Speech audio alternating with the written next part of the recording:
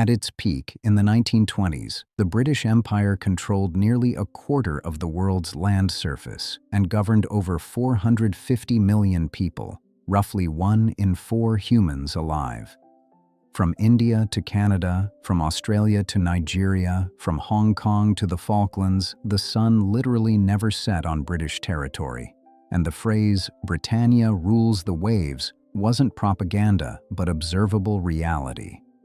This small island nation off the coast of Europe, with a population of just 40 million at its imperial height, somehow conquered, controlled, and administered the largest empire in human history, larger than Rome, larger than the Mongols, larger than any empire before or since. But how? How did Britain go from a minor European kingdom to global superpower, dominating trade routes, imposing its language and systems worldwide, and reshaping continents to serve British interests? The answer isn't simple or heroic. It's a story of naval supremacy, industrial revolution, ruthless exploitation, strategic genius, and systematic violence, a combination of factors that created unprecedented global power and left legacies, both positive and deeply problematic, that persist today. Today, advanced AI technology allows us to transform historical maps, documents, and photographs into vivid recreations, bringing this imperial story back to life. Join me as we uncover how the British Empire came to dominate the world and what that dominance truly meant. The Naval Foundation, ruling the waves. Britain's path to empire begins with a simple geographic fact. It's an island. This isolation provides protection from European conflicts that devastate continental powers, but it also makes maritime power essential. By the 1600s, Britain is investing heavily in naval strength, building warships, training sailors, and developing naval tactics that will prove decisive. The Royal Navy becomes Britain's ultimate strategic weapon. Unlike armies, which require continuous funding and can only project power where they can march, a navy controls sea lanes, protects trade, and can strike anywhere a ship can sail. Britain pours resources into the navy while maintaining a relatively small standing army, a strategic choice that proves brilliant. Watch how naval supremacy creates empire. In 1588, the Spanish Armada attempts to invade England and is destroyed by English ships and storms, eliminating Spain as a serious rival. In 1805, at the Battle of Trafalgar, Admiral Nelson defeats combined French and Spanish fleets, establishing British naval supremacy that will last over a century. No other power can match British naval strength, giving Britain control of global trade routes. This control means Britain can send armies anywhere and supply them indefinitely while denying enemies the same capability. It means British merchants trade freely while rivals face blockades. It means colonies can be seized and held because reinforcements and supplies arrive reliably. The Navy isn't just military power, it's the infrastructure of empire, the system that makes global dominance logistically possible. Britain's shipyards produce vessels continuously. The dockyards at Portsmouth, Plymouth, and Chatham are industrial complexes employing thousands, building warships using standardized parts and efficient production methods. Timber from colonial forests, tar from the Baltic, iron from British foundries all flow into the shipyards, creating the floating fortresses that rule the seas. The sailors themselves are often pressed into service against their will, grabbed from taverns by press gangs, and forced onto ships for years. Life at sea is brutal. Harsh discipline, terrible food, diseases like scurvy, constant danger. But the system works because Britain has a large maritime population accustomed to seafaring, and the promise of prize money from captured enemy ships provides incentive alongside coercion. By the 1800s, British naval supremacy is so complete that it becomes assumed, natural. The Royal Navy patrols from the Caribbean to the Indian Ocean, from the Mediterranean to the South Pacific, showing the flag, suppressing piracy, protecting British interests, It's the world's first global police force, enforcing Pax Britannica through overwhelming naval power. The East India Company, corporate colonialism. One of history's strangest chapters is the East India Company, a private corporation that conquered India with its own army and governed 250 million people. It starts as a trading company in 1600, granted monopoly rights to trade with Asia. Within 150 years, it's the sovereign power in much of India, collecting taxes, maintaining armies, administering justice. The company exploits India's political fragmentation. The Mughal Empire, which had unified much of India, is weakening in the 1700s. Regional powers compete.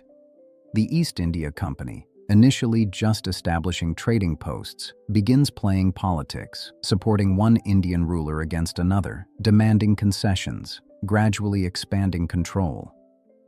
The Battle of Plassey in 1757 is the turning point.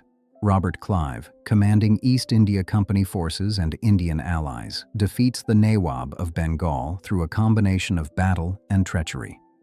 Bengal, wealthy and populous, becomes company territory. The wealth extracted is phenomenal, and company officials return to Britain as nabobs, fabulously rich men who buy country estates and seats in Parliament. The company's rule is exploitative even by colonial standards. Officials extract maximum revenue through taxation, causing famines that kill millions. The Bengal famine of 1770 kills perhaps 10 million people, roughly a third of Bengal's population. The company prioritizes tax collection over famine relief, treating Bengal as a resource to be drained.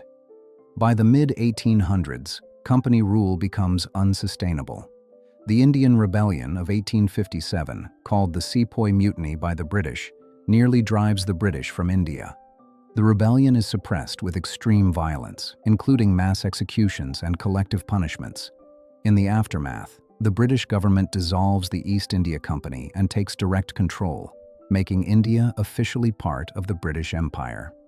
The company model reveals something crucial about British imperialism.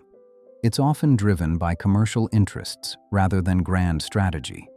Merchants seeking profits, backed by military force, create empires almost accidentally. The government follows, formalizing control, establishing administration, turning commercial exploitation into political dominion. The legacy, complicated and contested. The British Empire's legacy is intensely debated. Defenders point to infrastructure, legal systems, democratic institutions, the English language as global lingua franca. They argue British rule brought stability, ended local conflicts, introduced modern governance. Critics point to the exploitation, the famines, the massacres, the systematic racism, the economic distortions that impoverish colonies while enriching Britain. They note that infrastructure served British interests, that democracy was denied to colonial subjects, that stability meant submission. Both are true. India has railways, legal codes, and a parliamentary system inherited from British rule. India also suffered famines that killed tens of millions, economic exploitation that deindustrialized the subcontinent, and cultural suppression that damaged indigenous traditions. These facts coexist. The economic legacy is particularly contested. Britain grew wealthy partly through colonial exploitation, though how much is debatable. Colonies were impoverished, their economies restructured to serve British needs, though some eventually benefited from infrastructure and institutions. The wealth gap between former colonizers and colonized persists, but multiple factors contribute. The cultural impact is profound. English is global, used by hundreds of millions as first or second language.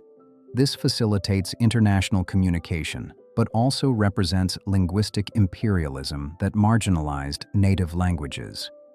British legal and governmental systems influence dozens of countries, providing continuity, but also imposing foreign structures that don't always fit local conditions. the psychological legacy lingers. Colonized peoples internalized ideas about British superiority, their own inferiority, that take generations to overcome. Post-colonial societies struggle with identity, caught between indigenous traditions and colonial inheritance. The British themselves often have distorted views of empire, nostalgic for glory days while minimizing or ignoring the violence and exploitation. The truth about domination. How did the British Empire dominate the world? Through naval power that controlled trade routes, through industrial supremacy that outproduced rivals, through systematic exploitation that extracted wealth from colonized lands, through divide and rule tactics that prevented unified resistance, through violence carefully calibrated to terrorize without appearing barbaric, through ideology that convinced both rulers and ruled that British domination was natural, even beneficial. But domination isn't the same as legitimacy. The empire was built on conquest, maintained through force, justified by racist ideologies. The British didn't rule because they were superior, but because they had better ships, guns, and organization. When those advantages disappeared and colonial peoples organized effective resistance, the empire collapsed with surprising speed. Understanding British imperial domination requires acknowledging both the impressive organizational achievements and the moral bankruptcy. Building a global empire required extraordinary capabilities, administrative skill, technological innovation, strategic vision. But using those capabilities to exploit, dispossess, and oppress millions is morally indefensible, regardless of incidental benefits. The British Empire dominated the world for roughly 2 centuries, from the mid-17th century to the mid-19th century. Its impact persists in borders, languages, institutions, economic systems, and psychological legacies. Whether that impact is net positive or negative remains contested, but understanding how domination was achieved, what it cost, and what it left behind is essential to understanding the modern world. This was the story of how the British Empire came to dominate the world and what that dominance truly meant. If you found this journey through imperial history compelling, please hit the subscribe button so you don't miss where we're going next. Thanks for watching, and we'll see you in the past.